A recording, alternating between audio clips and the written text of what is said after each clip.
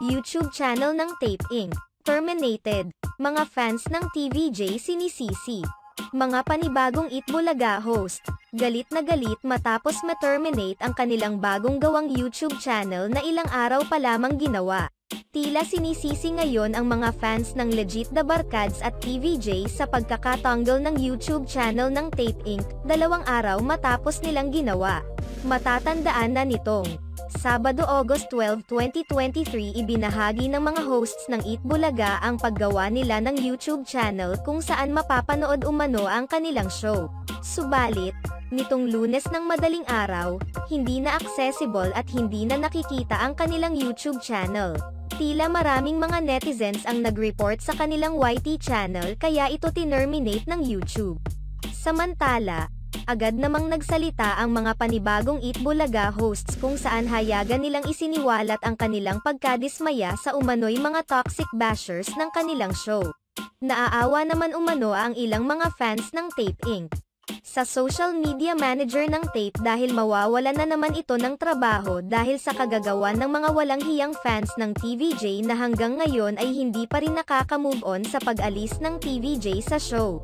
Ayon pa sa ilang mga supporters ng Tape Inc. at Itbulaga, tila may ibang pinanggagalingan ang mga fans ng TVJ kung bakit hindi nila hinahayaang mag-bloom ang mga social media accounts na ginawa ng Tape Inc. at bagong Itbulaga host.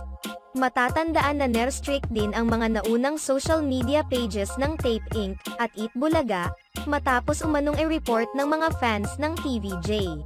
Ayon pa sa ilang mga fans ng rebranded Itbulaga, kaya pilit na nilalaban ng TVJ ang copyright ng Itbulaga dahil sa mga video na uploaded sa YT channel na hawak ng mga ito. Dahil kung isusuko umano ng TVJ ang laban ay kinailangang burahin nila ang mga videos na nasa kanilang hawak na channel. Hinuha pa ng ilang mga fans ng Tape Inc. na kaya nire-report ng mga tauhan ng TVJ ang mga social media pages ng Tape Inc. dahil sa takot ng mga ito na masapawan sa views ang kanilang show. Marami kasi mga bagong henerasyon ang mas ninanais na makita ang mga videos ng mga bagong hosts kaysa sa mga matatanda na umano. Samantala, nagbigay naman ng opinyon ang ilang mga TVJ fans patungkol sa pagbibintang na ito ng mga fans ng kabilang show. Bakit terminate? Baka may mali sa kanila. If TVJ naman ang gagawa nun, bakit naman nila gagawin yun? Name ang pinag-aawayan. Yung ratings wala naman mapapala dun. Lamang naman dadaya pa ba ang gagawa ng magic? Syempre yung talunan. Sana po sa Tape Bulaga ay palitan na pangalan ninyo para smooth na show ninyo, saka kung di mayayabang mga new host ninyo Bolet Kaluskos.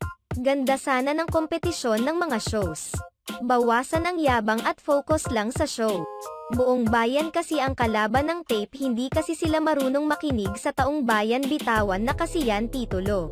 Kinakabit kasi nila ang phrase na Itbulaga, may nagmamay-ari na sa account na Itbulaga kaya automatic takedown.